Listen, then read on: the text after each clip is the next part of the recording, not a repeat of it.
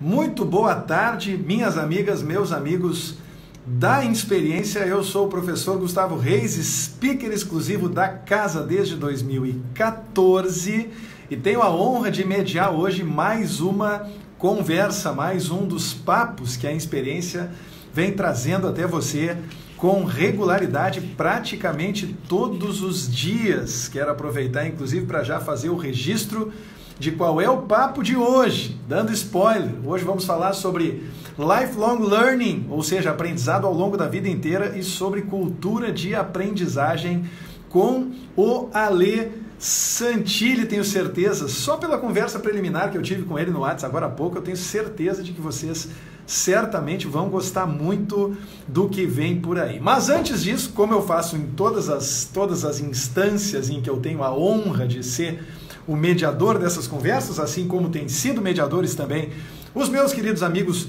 Guilherme Alfi e Bruno Romano, também speakers exclusivos da Insperiência, eu faço questão de frisar que todas as lives anteriores, sem exceção, estão à disposição no canal do YouTube. Toda vez que acontece uma live aqui no Instagram, essa live é baixada pela nossa equipe, pelo time mágico da Insperiência, editada e disponibilizada no canal do YouTube da Insperiência. Então procure no YouTube Insperiência se você quiser ter acesso a todas as lives anteriores. Eu tenho certeza de que você não vai se arrepender. Se você quiser fortalecer a sua competência de escrita criativa, é sempre bom lembrar que o curso da Ruth Manos, da nossa querida Ruth Manos, também speaker da Insperiência, baseada lá no Além Mar, lá em Lisboa, não sei se é Lisboa ou se é alguma cidade próxima de Lisboa, mas eu acho que é Lisboa, radicada em Portugal. A Ruth está oferecendo o curso dela em parceria com a Insperiência e com a RapMob com 50% de desconto. Para saber mais a respeito disso, procure os posts sobre esse assunto, procure os posts com a foto da Ruth no feed da Insperiência. Eu tenho certeza de que você vai gostar, e aliás não só vai gostar desse desconto, mas como vai fortalecer e desenvolver uma competência indispensável em tempos de pandemia e além. Nunca essa expressão diante das câmeras, assim como a expressão escrita, foram tão importantes, e digo mais, me atrevo a dizer, é um caminho sem volta. Quero também aproveitar para saudar todos os clientes, todos os parceiros da Insperiência que estão com a gente nessa jornada, realizando transformações digitais em tempo recorde, migrando seus eventos do presencial para o digital. Se você ainda não faz parte desse seleto grupo, entre em contato com a Insperiência por qualquer um dos canais. Vai ser um prazer conversar e levar essa experiência de transformação digital para a sua empresa também. Pois bem, como eu já cantei a pedra, eu disse que antes eu conversei no WhatsApp com esse sujeito, eu não tinha tido o privilégio, o prazer de conversar com ele ainda, mas só pelo papo preliminar eu já tive a certeza de o convidado de honra, nosso convidado ilustre para essa conversa. Seja muito bem-vindo ao Instagram da Insperiência, meu caro Alê. Agora já sei que posso chamar de Alê Santilli. Obrigado, Gustavo. É um prazer estar aqui. Muito obrigado pela ajuda, pelo Fabrício também pelo convite e poder bater esse papo com vocês aqui e com todo mundo que está vendo e ouvindo a gente. É um prazer. Nesse momento, Ale, certamente as pessoas que seguem você já estão sendo notificadas de que essa live está começando, já começam a entrar aqui, em seguida já começam a acenar. Por exemplo, Martina Macri está dizendo Alexandre inteligente e lindo. Tá vendo só? Já começou, como eu disse. Já começa a me deixar sem graça aqui. O confete começa rápido, né? Deia Dias Antunes está vendo de Portugal, lá do outro lado do Oceano Atlântico, nos acompanhando. E, de novo, muito obrigado pelo aceite do nosso convite e obrigado mais ainda por estar me dando aí o privilégio de bater esse papo. Mas antes de mais nada, Alexandre, para quem segue a Insperiência e ainda não te segue, o espaço está aberto para a sua apresentação. Quem é Alê Santilli?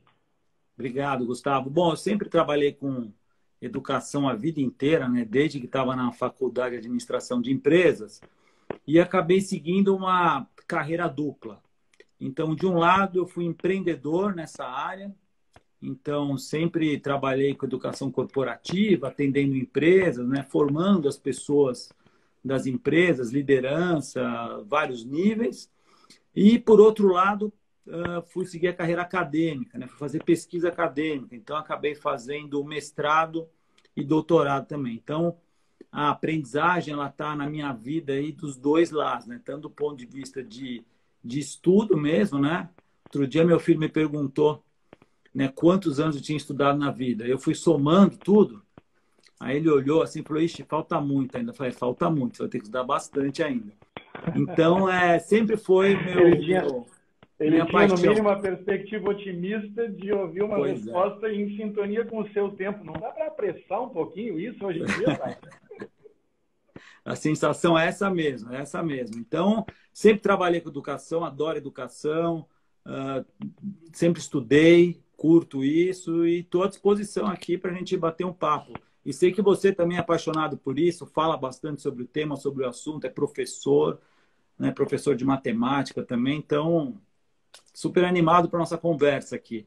É uma cachaça, é um caminho sem volta. Eu sempre digo, olha, se você tem dúvida se você quer exercer esse ofício ou não, não experimente nenhuma vez, porque depois do primeiro gole é difícil, né? É difícil. É muito difícil de largar.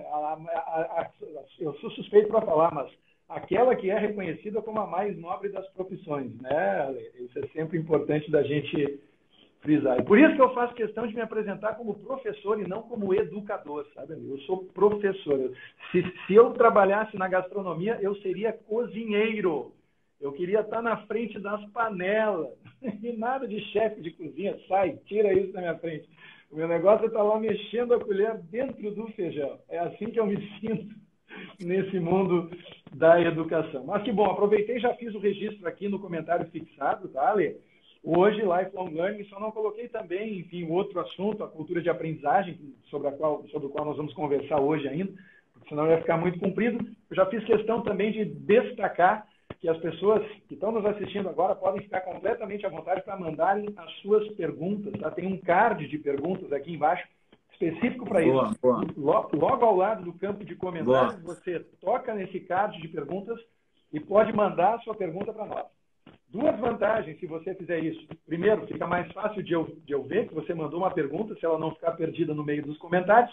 E segundo, se você mandar uma pergunta usando o card, eu posso mostrar a pergunta na tela a qualquer momento. Como nós fizemos, na verdade, com o título hoje, né? Mais cedo, antes da sua entrada, Lê, eu fiz questão de pedir para a Ju, a nossa Ju da Experiência, colocar lá o título e o nosso convidado de honra antes mesmo da tela dividida. Tá bom? Então, vamos começar direto, Ale, pelo assunto que nos conecta, o primeiro dos assuntos que nos trazem até aqui hoje. Lifelong Learning, que eu me atrevi mais cedo a traduzir livremente como aprendizado ao longo da vida inteira. É mais ou menos por aí? Como é que se define? Que história é essa de Lifelong Learning? Perfeito, é isso mesmo, né? Essa expressão quer dizer isso mesmo, quer dizer, você aprender ao longo da vida, não parar de aprender. E ela foi cunhada, foi criada lá na década de 70, né? Quando já se falava que a aprendizagem era uma forma de você adquirir novas habilidades, tanto do ponto de vista social quanto profissional, né? Que isso era importante para a vida das pessoas. E lifelong learning, muitas vezes, as pessoas entendem como esse continuar aprendendo, que é só aprendizagem formal, né? Que provavelmente é o meu caminho foi em grande parte, né? Traçado na aprendizagem formal, percorrido pela aprendizagem formal, o seu também provavelmente, mas a maioria das pessoas entendem o lifelong learning como fazer cursos, graduação, pós-graduação e assim por diante. E, na verdade, o que está por trás disso também, né, não é só isso, é a aprendizagem de todas as formas, a aprendizagem que a gente chama, às vezes, de informal, que não é aquela em instituições formais, que pode ser pequenos cursos, pode ser participando de uma live como essa, batendo um papo, lendo um livro. Então, tudo isso faz, né, compõe essa aprendizagem do lifelong learning.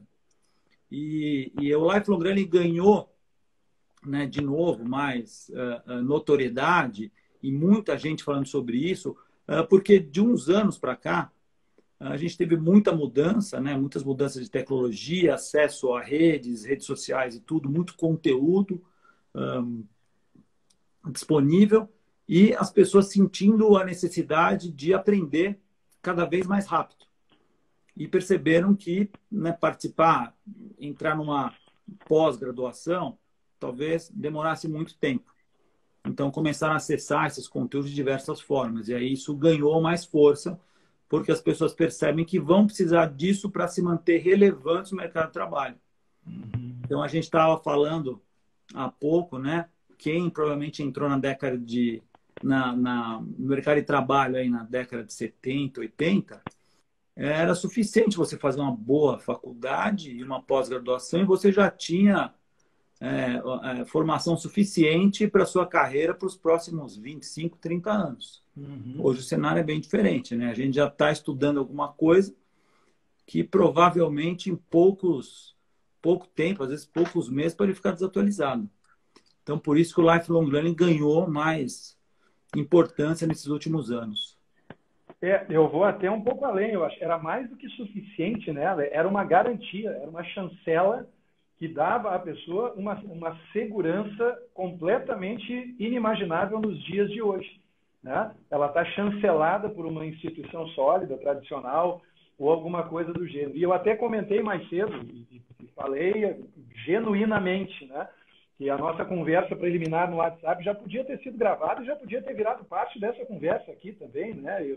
Toda vez que isso acontece, eu fico tranquilo, sossegado, sei que a gente vai trazer bastante valor para as pessoas que nos assistem. Mas a gente conversou previamente sobre justamente esse questionamento da linearidade da trajetória educacional, né? A gente cresceu, eu sou de 74, eu estou com 45 anos agora, mas eu cresci na década de 80, na década de 90, a partir da presunção de que essa linearidade era algo não só desejável, mas algo necessário. Eu teria que fazer a educação básica nos seus 2 ciclos, primeiro grau e segundo grau, que era como ainda se chamava isso, né? Depois disso, a minha graduação e a pós-graduação, representada possivelmente por um mestrado e por um doutorado. Para você que tem muita familiaridade com o meio corporativo, até que ponto são verdadeiras essas alegações? E aí eu vou até ser mais contundente de propósito. As alegações de que nada disso importa. Porque muito se ouve hoje também que o diploma não serve para nada, que as suas qualificações são irrelevantes, que o que importa é o que acontece na entrevista de emprego. Onde está a verdade entre esses 2 extremos? Na verdade, como você mesmo falou, são 2 extremos, né? Então é difícil você dizer que não vale nada, né? Que não tem valor isso. Eu acho que a educação formal, né? Fazer uma faculdade, uma pós-graduação, ela é fundamental porque você não só vai receber um conhecimento de uma forma mais estruturada, mas num método também estruturado, e principalmente socializar e se conectar com outras pessoas que estão provavelmente com desafios parecidos com os seus. E isso por si só gera muita aprendizagem, além da aprendizagem que você naturalmente vai acabar tendo como um aluno, como participante lá. Então eu não vejo isso como desnecessário.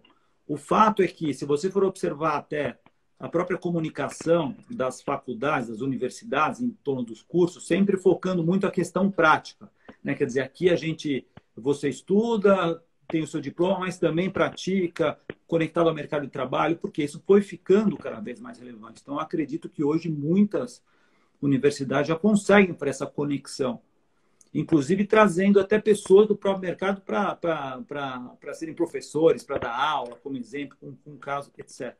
Agora, você vê, né, algumas empresas falando que já não olha mais o currículo, que olha quais são as competências. Então, o que a pessoa sabe efetivamente fazer. Óbvio que isso também é importante. Não adianta ela ter um currículo lindo, maravilhoso, cheio de cursos, e na hora de fazer você não consegue performar. Então, acho que a gente está numa fase aí de questionamento, acho, dessa estrutura mais, vamos dizer, tradicional, mas que também está evoluindo. Então, acho que no final das contas, o que a gente está chegando é que esse mix, de educação formal, o que você aprende ao longo da vida, e mais o que você faz também com isso, porque você não precisa esperar acabar uma faculdade para começar a realizar alguma coisa, para começar a trabalhar.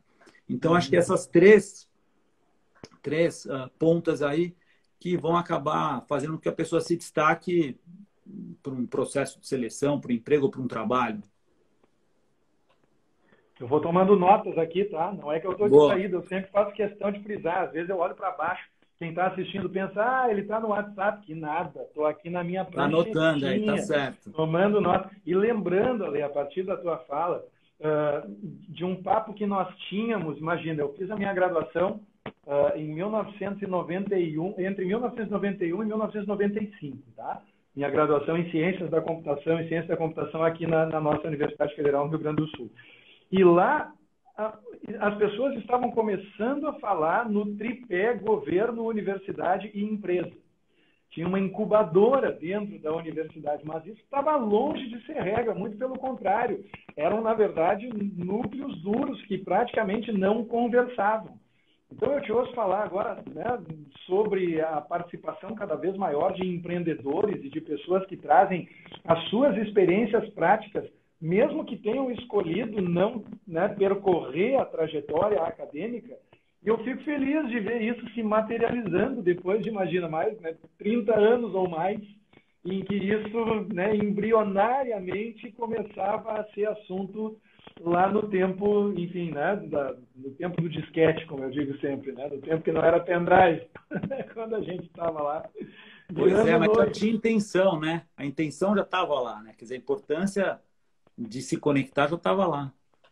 Era um barato mesmo, né? E essa questão, de fato, né, de conhecimento estruturado, eu trago de novo para a minha experiência pessoal. Eu optei por fazer um mestrado 20 anos depois da minha graduação. Né? E eu escolhi o mestrado stricto sensu, né? Um mestrado acadêmico, de fato, mesmo sem ter a intenção de me tornar professor universitário, porque o que eu queria era exatamente essa desestabilização. Né? E, aliás, isso me traz para um assunto correlato que eu acho importante da gente explorar. Eu imagino que muita gente hoje, em função dessa overdose tremenda de conteúdo, né? E muitas vezes produzido de maneira síncrona, lives, como nós estamos fazendo agora. Isso promove nas pessoas muita ansiedade porque elas não conseguem escolher. Barry Schwartz fala sobre isso, né? O Dan Ariely fala sobre isso, vários autores, né, muito notórios falam sobre o tema da sobrecarga de escolha com muita autoridade. A gente sabe que isso é, de fato, um problema. Como que a gente faz para resolver esse problema no âmbito da educação? Como é que a pessoa pode escolher ou aprender a escolher o que quer aprender? Excelente pergunta, né? Muita gente acaba, amigos, conhecidos, conversando, falando, poxa, o que você acha de eu fazer tal curso? Que curso que eu faço agora, né? Para onde que eu vou e tal. Então, assim, acho que esse fenômeno tem uma questão, de um lado, de ter muito conteúdo disponível, como você falou, onde você abrir, colocar no Google, aplicativo, cada vez mais conteúdo. Acho que essa época agora que a gente está nessa pandemia também, né, muitas empresas aí liberaram cursos também online de graça. Então, a gente tem realmente uma overdose de conteúdo, por um lado. Por outro lado, uma falta de tempo para conseguir se dedicar. Porque, por incrível que pareça, com mais tecnologia, a gente tem menos tempo. Então, a gente está cada vez mais conectado, cada vez um número maior de interrupções. E uma outra pressão do mercado de, assim, as habilidades vão mudar, as habilidades do futuro, o que você sabe, você precisa reaprender ou precisa adquirir novas habilidades. Então, a gente está, de certa forma, pressionado por todos esses lados e cada um corre para um lado para tentar estudar alguma coisa. Então, o primeiro ponto, né, que a gente fala em 3 Cs, né, é você entender qual é o seu contexto. Então, para que você quer aprender aquilo? Outro dia chegou um amigo meu falando que ia fazer um curso de inteligência artificial no MIT. Aí eu conheço ele, sei que ele não trabalha com isso. Falei, tá, mas por que você precisa desse curso? Não, porque está todo mundo falando isso, porque isso é importante, porque está em todo lugar e tal, mas eu falei, mas vamos lá, você vai trabalhar com isso, ou você quer mais conhecer do assunto, ou como ele se aplica à sua realidade? Porque esse curso que você está me falando é um curso caro, um curso profundo, né, e vai demandar um tempo seu. Será que vale a pena? Então, quando você começa a conversar, entender o contexto das pessoas, você consegue ajudar ela, não só em termos de que assunto escolher, mas de onde buscar isso e de como buscar. Então, é óbvio, acho que todos nós aqui gostaríamos de fazer um curso no MIT, inteligência artificial, seria maravilhoso, mas será que vale a pena, né? O tempo, o investimento para aquilo que você precisa? Então, o contexto é fundamental. Depois, o conteúdo. exatamente o que você precisa para o que você vai fazer nesse contexto. Então, delimitar isso é relevante. Então, será que eu preciso me aprofundar tanto? Até onde eu vou? Ou qual a primeira parte? Então, definir um pouco desse conteúdo e saber onde buscar também é fundamental. E finalmente, como é que você se conecta com pessoas, né, que é o terceiro C, que vão te ajudar a aprender, que vão te orientar. Então, esse amigo que me procurou, antes dele decidir o que ele queria, estava se conectando para entender se aquilo fazia sentido ou não. Então, acho que esses 3 Cs aí ajudam a gente a conseguir mapear e tirar um pouco desse ruído, dessa sujeira toda, né? No bom sentido, que tem tanto conteúdo e tanta coisa. Por isso que eu acho que uma competência importante é aprender a aprender. Né? Se a gente dominar isso, você vai conseguir, certamente não vai ficar tão ansioso para descobrir o que você precisa ou vai querer ficar com aquela FOMO, né? Que em inglês é Fear of Missing Out, com medo de perder as coisas, porque tá tudo acontecendo ao mesmo tempo. Né? Agora eu tenho certeza, né? Se eu voltar no meu Insta, lá, quantas lives não estão acontecendo agora? Quem sofre de FOMO não morre de Covid, morre de FOMO, né? É isso aí. É um negócio horroroso, porque, pelo amor de Deus, que é um momento pior da história da humanidade para quem sofre desse tipo de ansiedade, sempre vai estar perdendo alguma coisa, né?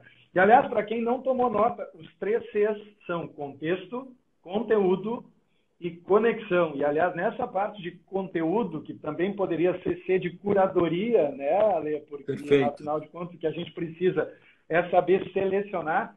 Eu acho muito importante justamente frisar essa parte da tua fala, quando faz referência ao fato de que a gente tem que saber o que é suficiente. A gente tem que ter plena consciência de que jamais vai conseguir esgotar qualquer tema. Porque senão a gente acaba sofrendo daquela que eu particularmente chamo de síndrome do Netflix. Sabe, Ale? Quando a gente passa mais tempo tentando escolher o filme que vai assistir do que assistindo, ou eventualmente até durante o processo de escolha, a gente diz, larguei de mão, vou assistir a TV aberta, que é mais fácil. Né? Vou dar uma chance para a conveniência da TV aberta, porque a gente se dá por vencido, né? Chega uma hora que não tem outra alternativa. Eu estou conversando... achou que não ia ter o teu card, Ale? Se enganou. Eu estou conversando com o @Ale_Santilli, tá certinho, né? Com 2 L's. perfeito. Ale Santilli, tá certo? Eu sou o professor Gustavo Reis. Se você quiser me seguir também vai ser um grande prazer. E você está assistindo a essa live no Instagram da Insperiência, a empresa de conteúdo de que eu sou speaker exclusivo, com muito orgulho desde 2014. Vários comentários entrando aqui. Aproveito para reforçar que se você quiser mandar uma pergunta, para que a pergunta seja compartilhada aqui ao vivo durante a live e eu possa lançar ela para o Ale, use o card de perguntas aqui embaixo, logo ao lado do campo de comentários. Tá? É um ícone que tem um ponto de interrogação. Bate no ícone, digite a sua pergunta, eu vou ficar sabendo que a pergunta chegou. Posso mostrar ela na tela. Letícia de Carvalho Ferreira fez uma referência aos 4 pilares da educação. Dani Escapim está com a gente também lá de Portugal. Estamos prestigiados em Portugal hoje, Ale. Dr. Fabiano Ramos, irmão do Fabrício Ramos, infectologista, com quem eu já conversei 3 vezes. Precisamos fazer a 4ª, Fabiano, também está nos prestigiando. E mais cedo, o F. Sattler escreveu assim: mudança de carreira por necessidade ou interesse nesse cenário de incertezas. Poderiam explorar, falar sobre isso? E aí ela aproveita para emendar com: oi, Santilli. Boa, boa. E aí, Ale, mudança de carreira, como é que fica nesse cenário? Então, mudança de carreira é justamente o contexto. Então, uma coisa é buscar aprender algo, porque eu quero estar por dentro desse assunto, ver como que ele se aplica com o meu objetivo atual. Outra coisa é estar no momento de transição. Então, eu quero mudar de carreira, de repente eu estou numa empresa, quero fazer a minha carreira solo, tenho carreira solo, quero ir para a empresa. E aí, sim, mais do que nunca, é fundamental você se planejar para aprender. Então, que pode ser, primeiro, né, selecionando, sabendo o seu contexto, selecionando que conteúdo, né, fazendo essa curadoria que você falou muito bem, Gustavo. Saber assim, aonde eu vou buscar, quais são as minhas fontes. Um curso que eu vou fazer, são autores que eu vou ler, pessoas que eu vou seguir, vou me conectar com elas. E aí, falando nisso, é importante você olhar também para aquelas pessoas que já estão onde você gostaria de estar. O que elas fizeram? Qual foi a trajetória delas? O que elas estudaram? Isso tudo ajuda você visualizar esse caminho, que não vai ser, obviamente, idêntico, mas ajuda você a planejar esse caminho todo. E, obviamente, podendo fazer isso, né, por escolha própria, né, você decidiu mudar isso, você consegue se planejar, que é o mais importante e muito difícil de fazer. Até por isso que a gente falou, a gente tem tanta interrupção, né, tantas possibilidades, que hoje, para você ficar por 1 hora lendo um livro, eu conto nos dedos as pessoas que eu conheço que conseguem fazer isso.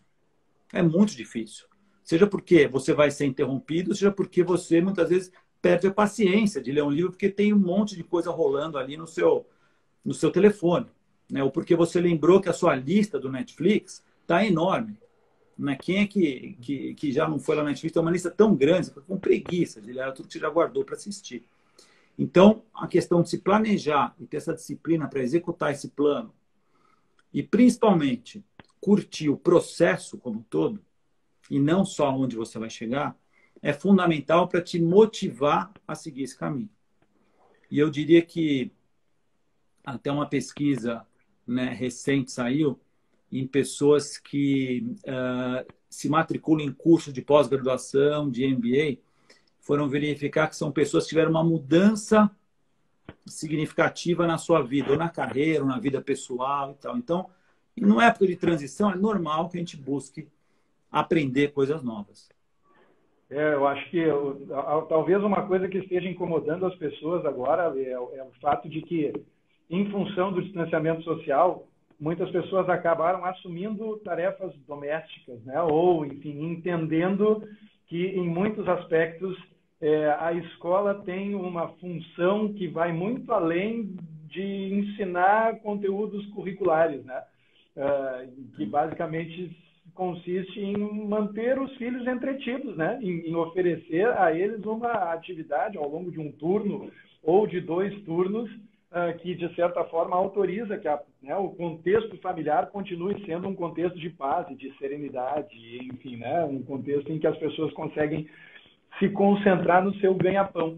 E aí, num contexto como esse, é até compreensível que a ansiedade atinja picos nunca vistos, porque a pessoa não pode nem ter um side hustle, né? Ela não pode nem investir 2 ou 3 horas por dia para tentar explorar um caminho novo que possa vir a se tornar o caminho prioritário, enfim, né? Caso as coisas vinguem, né? Caso as coisas venham a dar certo. Isso é um tópico recorrente, as pessoas elas colocam ou vêm colocando mais em prática essas atividades paralelas ao seu ganha-pão, por assim dizer, principal. É algo que vocês têm observado nesse universo corporativo?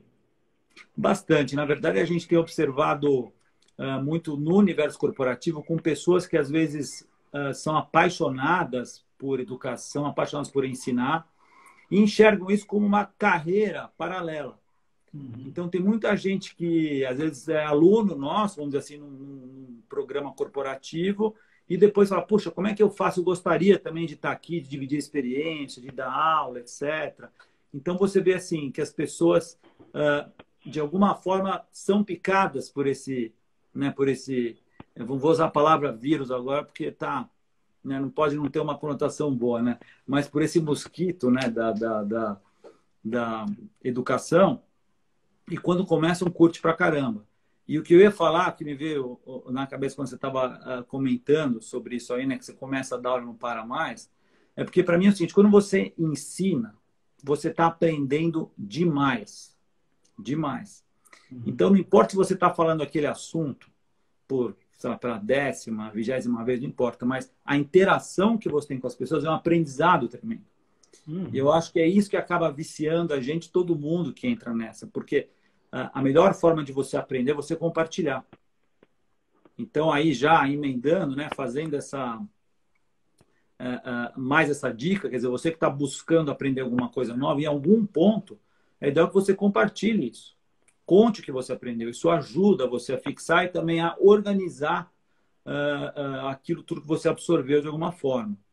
Então, por isso que eu acho que esse processo de aprender e ensinar, ele é tão rico nesse sentido, né? Tem tanta vantagem para a gente.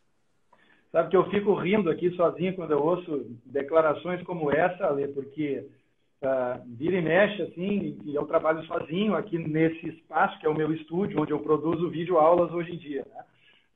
Eu não estou em sala de aula regularmente, eu dou aula na pós-graduação aqui na universidade, as turmas se formam e se dissolvem, né? Não são projetos de longo prazo.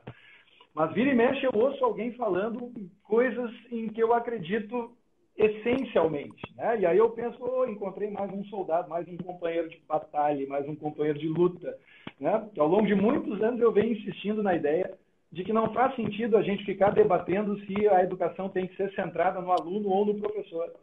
A educação tem que ser centrada na relação entre os dois. É no que conecta os dois que está a magia. E aí eu ouço um depoimento como esse e eu fico extasiado. Que coisa boa.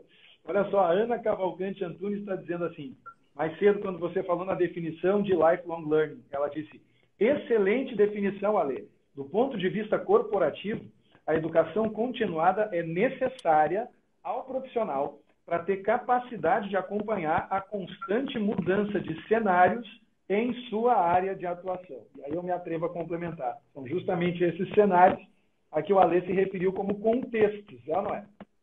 Perfeito, perfeito. O que a gente enxerga hoje, né, dentro das empresas, né, foi excelente a pergunta, a colocação dela, é que as pessoas precisam aprender mais rapidamente do que hoje a empresa tem a capacidade de ensinar. Uhum. Então, vamos pensar naquele formato tradicional de uma aula presencial dentro de uma empresa, um treinamento presencial, ou até no e-learning tradicional, que você vai passando ali, né, a tela e tudo, e vai clicando e tal. Isso já não dá mais conta, né, de suprir a necessidade do profissional. E não só do profissional do ponto de vista pessoal, mas também olhando para a empresa, para a organização como um todo, né? As habilidades que a gente precisa adquirir são novas e surgindo a cada dia, se aperfeiçoando a cada dia. Então, não dá tempo de a empresa organizar esses programas, vamos dizer assim, né, como tradicionalmente fazem, porque a hora que ela conseguir organizar, a prioridade já mudou, o desafio já mudou. Basta ver o que a gente está vivendo agora, não preciso me repetir. Então, o que a gente não está aprendendo por nossa conta dessas últimas 3, 4, 5 semanas? É impressionante que a gente está se desenvolvendo e aprendendo. E eu diria, assim, me arrisco a dizer que muito pouco, né, por uma iniciativa institucional, muito mais uma iniciativa nossa, por necessidade de buscar isso. Então, aí, como a gente estava até no nosso título aí, né, dessa conversa, como é que na empresa você incentiva essa cultura de aprendizagem? E é o caminho para não gerar tanta dependência dos programas formais ou dos programas tradicionais. Isso é que muitas empresas estão começando a enxergar, estão começando a investir nessa cultura de aprendizagem para dar infraestrutura e incentivo para que as pessoas busquem aprendizagem, para que elas sejam automotivadas a isso, né? Se motivem para isso. Então, esse é um caminho super importante. Obviamente, eu não estou falando que não vão precisar mais de programas formais, ao contrário, são muito importantes, mas tem jeitos diferentes de fazer também e tem formas também de ir além disso, não só no programa formal, mas de incentivar essa troca, como você falou, que não precisa ser só do professor e aluno, mas entre as pessoas, por exemplo. Uhum. E tem uma pergunta aqui que chegou super alinhada com essa ideia. Eu estou até curioso para saber a sua resposta, Lê. A pergunta é de criatividade contagiante, que na verdade é uma querida amiga minha de muitos anos, não vou dizer quantos anos para não constranger nenhum dos dois, Luciane Bonamigo Valls, que nos assiste dos Estados Unidos, e pergunta, como tu vês o papel da escola de ensino básico, Ale, na formação de lifelong learners? Muito boa pergunta.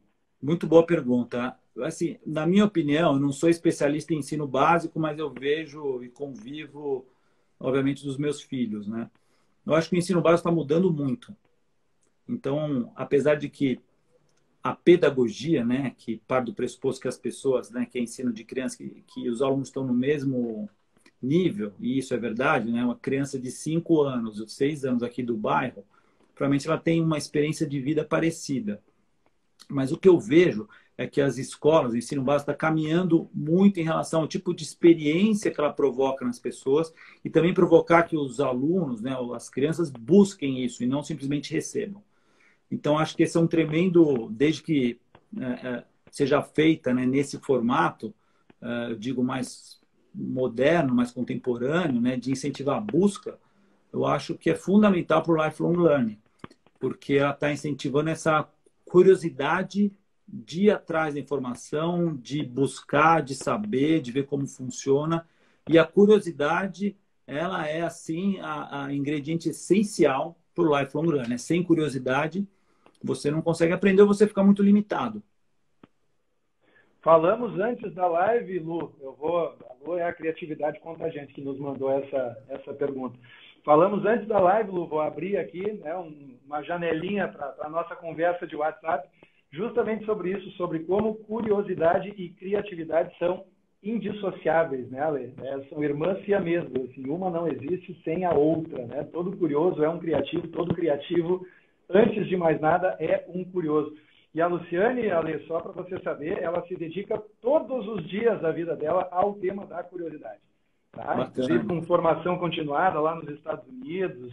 Toda vez que ela vem para Porto Alegre, ela faz palestras a respeito desse tema. Então, é uma pessoa que está super antenada e super atualizada, principalmente, o que não me surpreende, enfim, conhecendo ela desde o tempo da educação básica, não me deixa nem um pouco surpresa. Tá? Mas que legal, fiquei feliz com essa participação. Nileide Gomes disse assim: Ale, de acordo com a tua fala, podemos considerar dois aspectos.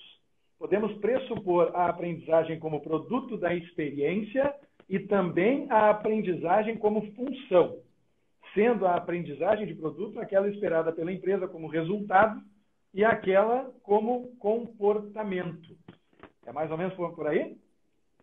Assim, do ponto de vista de aprendizagem corporativa, o trabalho que a gente tem feito é enxergar a aprendizagem como uma forma de aumento de performance. Então, a gente trabalha até com a metodologia, já faz algum tempo, de 6Ds, que justamente ajuda você a construir experiências de aprendizagem com foco em melhoria da performance. E isso nem sempre é tão fácil de fazer, isso não é tão intuitivo quanto parece. Então, no contexto corporativo, sim, é muito importante você conectar a aprendizagem com performance. E aí, essa experiência de aprendizagem pode ter de tudo que for possível. Você pode ter desde a educação, né, da instrução formal, até experiências, até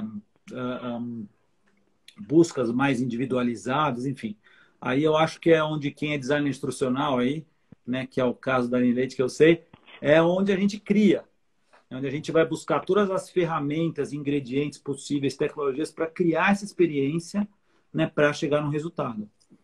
Esse aqui é o bacana de trabalhar com educação corporativa, porque cada projeto é um projeto e cada projeto você está cozinhando um prato novo ali, com vários ingredientes, testando. Então, essa aqui é a beleza de fazer educação corporativa. Essa fala desperta uma curiosidade, já que estamos falando em curiosidade, né? Eu acabei de ter uma curiosidade despertada e talvez até por força da tradição do ofício de professor de matemática, né? Quando você fala assim, aprendizagem como ou se materializando na forma de aumento de performance, como é que a gente mede isso lá na ponta? Boa pergunta. Na verdade, esse método que eu falei para vocês agora, né, dos 6Ds, ajuda a gente a começar pelo objetivo de negócio. Então, por que eu estou fazendo esse curso? Por que eu estou fazendo esse programa? E é curioso e é muito interessante ver como a educação está arraigada em todos nós como um valor extremamente relevante, primordial. Por quê? Porque mesmo no ambiente corporativo, quando você pensa em um problema, você tem um problema, na hora você pensa que a educação vai resolver. Que é um curso, que é um treinamento. Isso é muito legal, porque mostra o valor que a gente dá para a educação, mas nem sempre a educação vai resolver aquele problema. Eu acho que as empresas ficaram por muito tempo ainda valorizando isso, é claro, e investindo nesse pedido, sem necessariamente investigar o que está por trás daquilo. É como você vai à farmácia e já pede o remédio. Você já está assumindo que você precisa daquele remédio. Diferente de você ir ao médico, né, fazer um exame e descobrir se você está doente, o que você precisa tomar a partir dali. Então, pensando no ambiente corporativo, essa investigação do problema, né? Dar um passo atrás é fundamental para saber se é treinamento, se é educação que você precisa, ou se é alguma outra coisa, alguma combinação. E se você constrói o programa a partir daí, aí sim você consegue saber onde você quer chegar e monta essa experiência toda com o objetivo de mensurar lá na frente. Então, não é tão difícil quando você se planeja para isso. O difícil é quando você faz um programa, porque é interessante fazer, é bom fazer, as pessoas gostam, é claro, e aí você tenta medir depois. Aí você já não consegue conectar mais nada. Você vai medir a reação, né? Se as pessoas gostaram, mas você não vai medir efetivamente se isso melhorou a performance ou não. O problema fica pior ainda quando a gente se dá conta de que a gente está medindo algo que foi produzido a partir da pergunta errada. Exatamente. Né? Eu sempre digo, eu brinco, teve uma coisa que o design me ensinou, foi isso, foi a investir tempo para tentar descobrir se nós estamos fazendo as perguntas certas, né, Ale? Muitas vezes a gente acaba investindo uma energia e um tempo enormes, né, na busca de uma solução para um problema que não é o problema certo. Ai, não, exatamente, assim. E quantas vezes a gente não vai buscar uma solução, né? Quando você vai no Google colocar alguma coisa, você já está buscando a solução. E que a gente deveria estar fazendo perguntas. Então, esse é um bom exercício também. Ao invés de buscar direto uma solução, que às vezes você já formulou a pergunta, né, na sua cabeça, já vai ver lá o que as pessoas estão falando sobre aquilo, tentando achar uma solução. Mas é fazer mais perguntas. Isso eu acho que ajuda bastante esse processo todo de aprendizagem a chegar na questão que você quer realmente investir e investigar, que por acaso é o método científico, que a gente sabe muito bem. Né? Quando você faz um mestrado, um doutorado, é exatamente esse processo que você faz.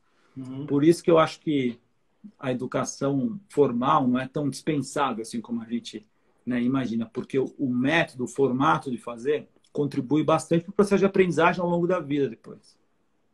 Duas coisas para você que está nos assistindo. A primeira delas, questione as suas próprias perguntas. E a segunda delas, ofereça as suas perguntas para o questionamento alheio. Isso é muito importante, né? A gente entregar aos nossos filhotes e dizer, olha, eu fiz essa pergunta aqui, o que você acha? Esteja preparado, inclusive, para ouvir. Achei essa pergunta um lixo, acho que essa pergunta não tem nada a ver com o problema que você está querendo resolver. A Simone Simon está nos assistindo, ela é uma tremenda professora de negociação, Ale, e colocou o seguinte comentário: curtir o processo é fundamental.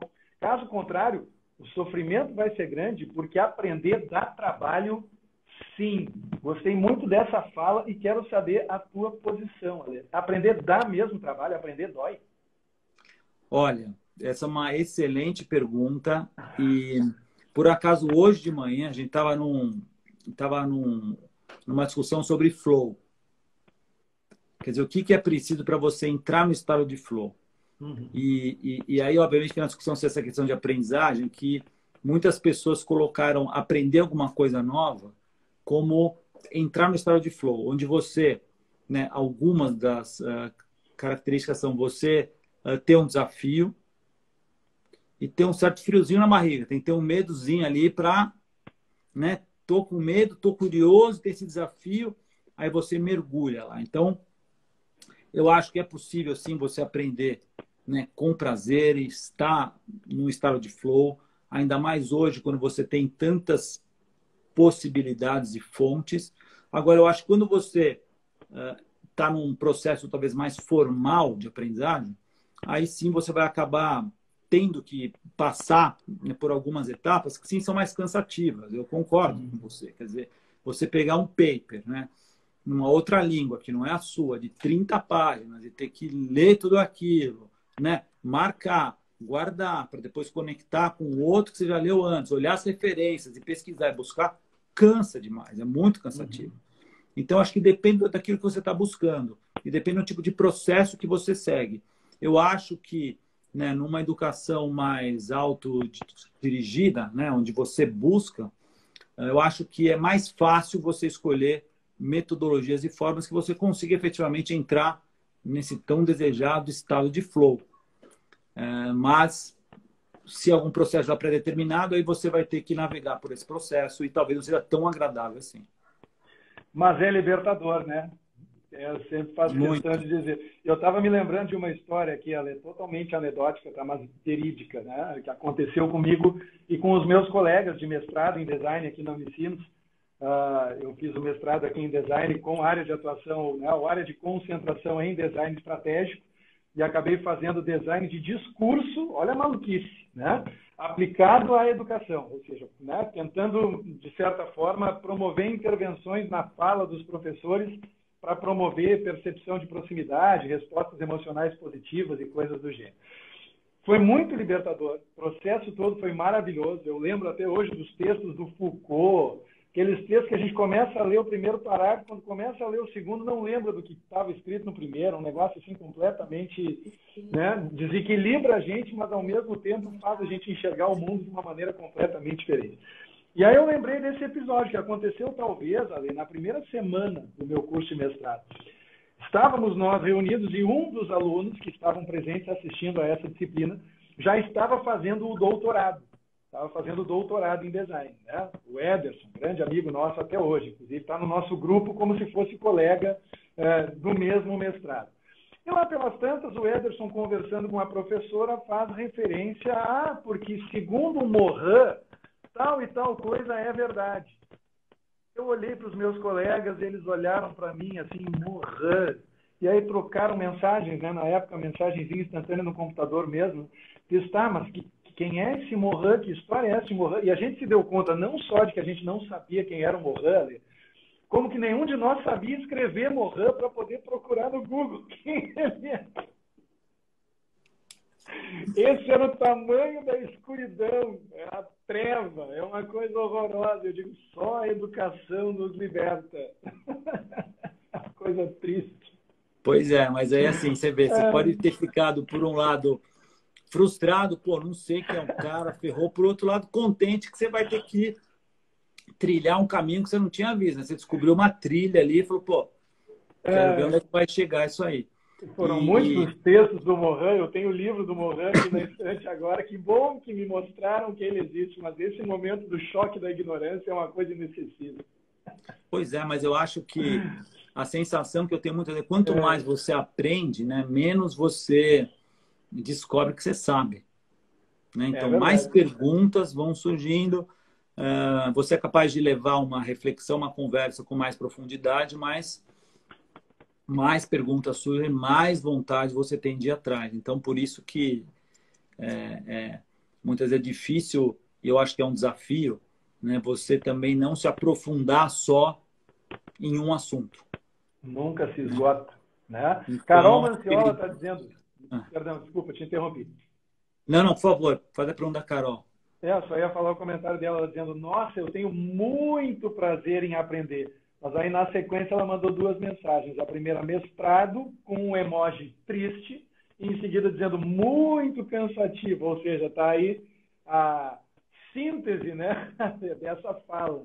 Pode ser muito prazeroso, mas ao mesmo tempo pode ser muito cansativo. E a Simone Simon diz aqui, realmente, flow e doutorado não combinam. Depende. Acho que não dá para estar em flow o tempo todo, né? Porque você não escolhe o que você vai ler, né? Eu lembro que tinha um professor no doutorado que ele dava um texto e falava que na próxima aula você tinha que trazer 2 perguntas inteligentes sobre o texto. Isso é um horror, porque pergunta sobre um texto você não precisa talvez nem ler para fazer. Agora, pergunta inteligente, você tinha que ler o texto de todos os jeitos, porque você não queria fazer feio ali, né? Então, era uma provocação boa. Mas eu acho que depende do momento. De inteligência. Pois é. Então, são provocações que a gente vai tendo. E eu acho que tem coisa também que você achava chato, né? E começa a fazer quando você enxerga o valor. E para mim, o mestrado, o doutorado, o método tem um valor grande, que realmente é cansativo, é mais dolorido, mas a hora que você pega o jeito, você percebe que tem um valor grande no método em si, que te ajuda depois em outras N experiências de aprendizagem. Estou conversando aqui, aliás, estou tendo uma aula aqui com o professor Alê Santilho. Eu sempre digo, a minha condição é muito privilegiada, porque eu sou o aluno mais atento, Alê. E eu estou aprendendo. Eu sou o que mais aprende. Eu sou o professor Gustavo Reis. Fique à vontade para me seguir. Se você ainda não me segue, vai ser um prazer. E você que segue o Alê, mas ainda não segue a Inexperiência, está aqui, o @Inexperiência, onde essa live está acontecendo agora. Teve uma outra pergunta mais cedo da Ana Cavalcante Antunes, Alê, que eu acabei de colocar na tela, e diz assim: quais são as maiores habilidades mais em alta que um executivo nos dias de hoje deve ter ou, deixa eu ver aqui, porque eu consigo ler mais um pedacinho, ou aprimorar? Olha, em primeiro lugar, a gente já falou um pouquinho sobre aprender a aprender. Então, acho que essa é uma habilidade fundamental. Eu acho que não tem ninguém, não importa a posição que esteja, que não sinta que precisa continuar aprendendo para se manter relevante. Né? Tem uma pesquisa de um professor de Harvard que ele pergunta todo ano o quanto que as pessoas, aquilo que a pessoa sabe vai mantê-la relevante no mercado. E nos últimos anos, os CEOs têm respondido que no máximo mais 5 anos. Então você imagina. Então aprender é fundamental, porque nem sempre a gente vai conseguir fazer aquele curso dos sonhos, aquilo que a gente precisava. Tem que realmente exercitar aí a criatividade para poder aprender coisas novas. Então essa é fundamental. Eu acho que uma outra habilidade também que a gente, de alguma forma, precisa exercitar mais, eu acho que essa pandemia ajudou bastante, é empatia. Então, a empatia, se colocar no lugar do outro, entender é fundamental, porque é assim que você também aprende. Entende o ponto de vista do outro e aprende. E, obviamente, ser humilde, né? Não existe aprendizagem sem humildade. Então, tem uma frase que eu gosto bastante, assim: se você é a pessoa mais inteligente de uma sala, você está na sala errada. Né? Então, aquela pessoa que está lá para só querer mostrar que sabe mais que os outros, certamente essa pessoa parou de aprender há algum tempo. Então, acho que essa é a provocação. Aprender, empatia e humildade. Olha, está aqui mais um dos expoentes da audiência qualificadíssima que nós estamos tendo hoje, Ale, que é o professor Júlio Lombaldo Fernandes, professor de matemática, doutor, pós-doutor em matemática, um daqueles sujeitos que trabalha com equações que tornam operacionais reatores nucleares. Mas nesse padrão, nesse patamar, tá? Falando de Elon Musk, companhia limitada, só não tem o saldo bancário do Elon Musk, mas tem a mesma bala na agulha, isso eu garanto. E afirmou de maneira emblemática que compartilhar conhecimento gera mais conhecimento. Muito bacana, verdade, verdade. E eu acho que quem gosta de aprender, gosta de compartilhar. Né? Porque aprender também, só para guardar para você, é um desperdício. Que legal, muito bom. Muito Deixa eu ver. Temos tempo para mais uma pergunta aqui, eu vou escolher, tem algumas que entraram não pelo card, mas pelos comentários, tá, Lê? Porque senão eu não quero correr o risco do Instagram ser deselegante e cortar a nossa live, tá? Deixa eu ver, vamos pegar essa pergunta aqui que chegou da criatividade contagiante, da Luciana, de novo, tá? Vamos dizer que eu tô sendo bairrista, ou como é que é? Estou protegendo os amigos, mas estou mesmo. Estou porque eu estou orgulhoso, estou feliz que ela está na minha live. Como formar bons perguntadores, Ale? Incentivando a curiosidade. Acho que incentivar a curiosidade é fundamental, porque hoje a gente tem resposta para tudo muito rápido. Então, até que ponto você se satisfaz com uma resposta que está ali no Google, com a primeira página que vem ali? Então, acho que, obviamente, é bom você ter acesso a toda essa informação, é positivo, mas em qual fonte você está buscando, né? Em quantas páginas você vai além disso? Quanto que você refaz a sua pergunta? Então, incentivar isso e mostrar que, olha, não é só esse primeiro link que está lá, não é o primeiro livro que você lê, mas buscar, por exemplo, um jeito que eu gosto bastante de fazer, buscar os autores que citam os outros autores, ver o que aqueles autores falavam. Então, é uma forma, mas para mim a curiosidade é fundamental para você conseguir sair um pouco desse imediatismo de ter a resposta certa na hora certa. Tanto que se você for ver, estava fazendo uma pesquisa outro dia no Medium, né, os artigos mais lidos são aqueles que têm 4 dicas, 5 dicas, 6 dicas, porque é de consumo rápido. né? Não estou nada contra, isso é importante. Mas se você só ficar por ali, talvez você não consiga, né, consolidar, não consiga ir além do que daquelas dicas que estão lá. Então, acho que essa curiosidade de não ficar satisfeito, né? Eu brinco que é ser o eterno insatisfeito. Então, você está ali, está buscando aquilo lá, está bacana por hora sim, mas o que mais eu posso fazer? Para mim, isso é fundamental. Precisamos de mais pessoas que queiram ir além das listas do BuzzFeed, né? É isso aí. É duro. Mas que beleza. Ale, 54 minutos de papo, conforme a gente já havia antecipado via WhatsApp, eu disse, a única certeza que eu tenho é de que vai passar muito rápido. Então, em meu nome, Passou muito rápido. Em meu nome, em nome da experiência, quero agradecer a tua disponibilidade, aí, a tua disposição em conversar, dizer que eu aprendi muito, tomei muitas notas aqui, como está vendo, do início ao fim, e seguramente vamos seguir conversando. Eu acho que a gente tem muito a explorar ainda em relação a esse tema, né, que é tão caro para todo mundo, tão importante, reconhecidamente importante por todo mundo, que é o tema da educação. Tá? Então, em meu nome, em nome da experiência, muito obrigado, e o espaço está aberto para as tuas considerações finais. Eu que agradeço, foi um prazer, aprendi muito. Eu acho que essa troca e as perguntas que vão chegando também, isso é muito bacana, adoro fazer isso. E acho que esse é um dos jeitos mais gostosos de aprender, né? A gente trocando ideias, ouvindo, sendo questionado. Então, foi um prazer, gostei.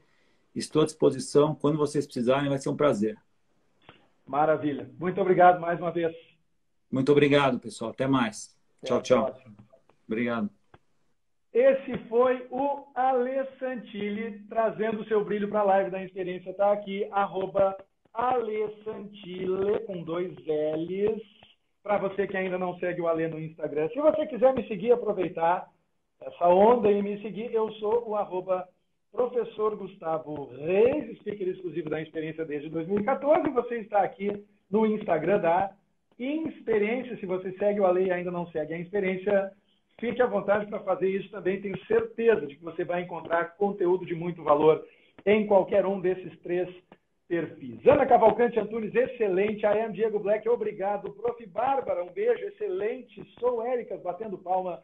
Elis Souza Garbim, curto muito, parabéns. Mileide Gomes, ótima live, gratidão. Jefferson está perguntando se ficará gravado. Sim, Jefferson, por 24 horas aqui no perfil da Experiência e também para sempre no YouTube da Experiência, porque todas as lives a gente baixa, edita e republica no YouTube, tá? Para que você possa ter acesso ao arquivo completo de todas as lives que foram feitas aí ao longo das últimas 5 ou 6 semanas, desde que estourou o problema da pandemia do distanciamento social. E nós aqui da Experiência estamos realizando, né? Ou viemos realizando lives regularmente, 4, 5 por semana, desde então, tá? D.A.D.A.S. Antunes, muito bom, muito obrigado. Simon, qualificando a minha audiência, muito obrigado, um beijo. Criatividade contagiante. Resumindo, acho que uma das grandes tarefas de hoje é ensinar mais para as perguntas do que para as respostas. Pois então, se não é a luz do design iluminando as mentes. Minha querida Luciane Bonamigo, Vals, manda um beijo para o seu marido, Álvaro, manda um beijo para as crias.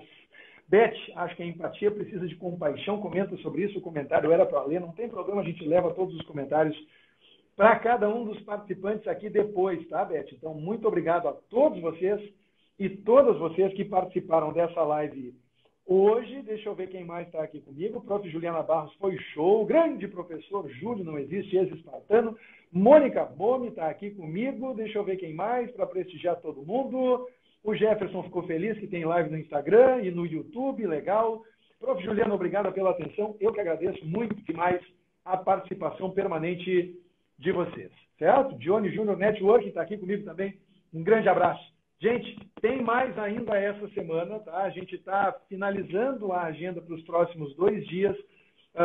Eu tenho certeza que pelo menos em um, muito provavelmente em ambos os dias, nós vamos ter lives acontecendo aqui no perfil da Experiência, tá? A gente só está costurando os horários para garantir que todo mundo fica contemplado, que a gente consegue contar com a participação dos nossos convidados e das nossas convidadas ilustres. Se vocês precisarem de alguma coisa, mandem um direct para a Experiência, entrem em contato, que o pessoal do time, do Dream Team da Experiência, vai ficar muito feliz em ajudar vocês. Tá bom? Beijo para todo mundo. Nos vemos na próxima.